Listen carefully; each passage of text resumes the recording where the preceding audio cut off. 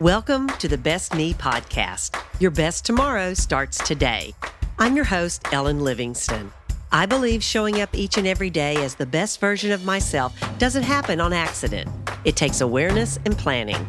On this podcast, I talk about planning for ways to improve my health, develop a sense of purpose in everyday life, and create meaningful connections so I can be the best me I can be. And so can you. Let's get started. Hey there, besties. It's me, Ellen. Thanks for listening today. I'm a fan of Rodney Norman. Rodney Norman is a comedian, and if you've never seen him or heard of him, you really need to check him out. His website, which is rodneynorman.com, he calls himself a comedian, a philosopher, a joy sparker, and a friend. Don't you just love that? A joy sparker and a friend. Anyway, he is famous for his short 2 to 3 minute videos that you can find on YouTube because his whole deal is to come off as this burnout old hippie guy. And the first time I saw him, I didn't think he was acting. I thought he really was this old burnout hippie guy, but he's not. And he's just really funny in the way he delivers his messages. In fact, he ends every video with, bye now and have a super freaking awesome day and stuff. And so he's just really funny in the way he delivers. But the message he always gives really makes you think. And the other day I saw his video post where he said, "You don't have to wait. You can start today. Whatever it is you want to do, you can start. You don't have to wait." And then he pauses for a while and he goes, That's all. Have a super freaking awesome day and stuff, getting started with whatever you want to do. And of course, besides making me laugh, what he said got me to thinking about how we often know what we want to do, but we never get started. And I've talked about this before. If you have something that you know you want to do, you just need to act. Act like the person you want to be. And as Rodney says, you don't have to wait. But a lot of times when we start something, for some reason it seems to be easier to do if you attach it to a specific date or an event, like a new beginning, kind of like a lot of people do around New Year's. In fact, I was really shocked to hear this fact I learned the other day. People are more likely to sign up for their first marathon on a birth year that ends in a 9. So you're more likely to do this, to sign up for a marathon, if you're 29 or 39 or 49. You get the idea. Because you're trying to reach a goal before hitting a birthday with a big 0 in it. So sometimes a birthday is often looked at as like a good new beginning date. But people often use a Monday, like I'm going to start on Monday.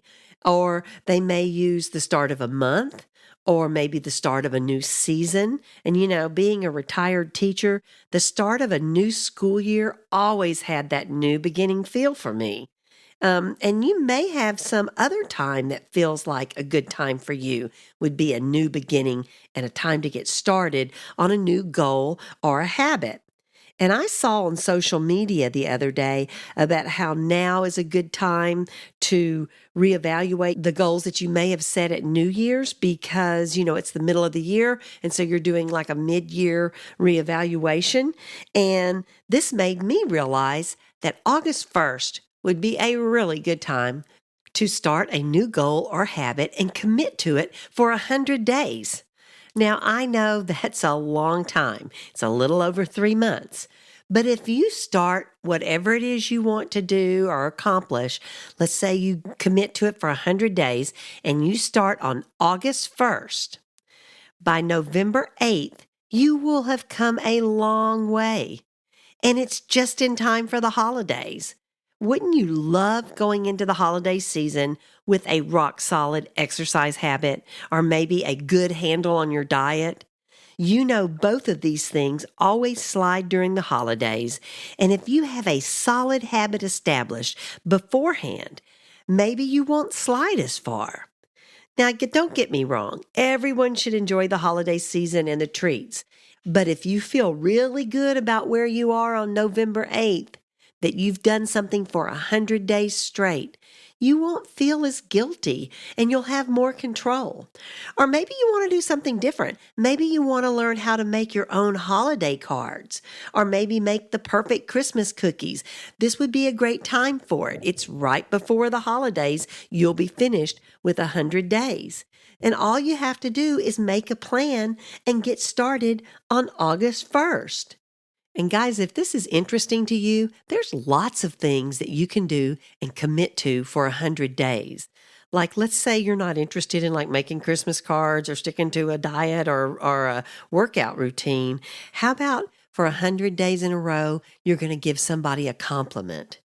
Or how about for 100 days in a row, I'm going to spend 5 minutes either meditating or in prayer?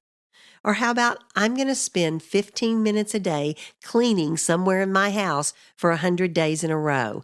Do you know how you're going to feel at the end of those 100 days if you've accomplished that? And guys, a great way to keep up with that? Get you a calendar, start marking the days off between August 1st and November 8th. Or get some of that grid paper that has 100 squares on it, a color in a square every day. Anything like that, any kind of visual reminder will keep you on track. But remember, as Rodney says, you don't have to wait. You can start today. So bye and have a super freaking awesome day and stuff. I'm not as funny as Rodney, but that's all I have for today, besties. If you know someone who you think would benefit from what I talked about today, please share this with them. Be kind, be positive, and be your best. And remember, small progress is still progress.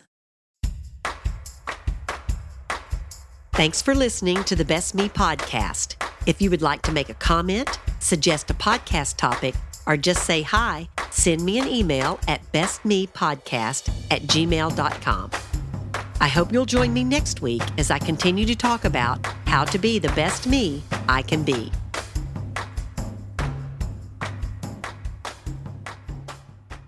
This episode was edited by Adam Boatwright. If you need any help with music, audio and video editing, or digital arts, be sure and check him out at adamboatwright.com. That's ADAMBOATRIGHT.com.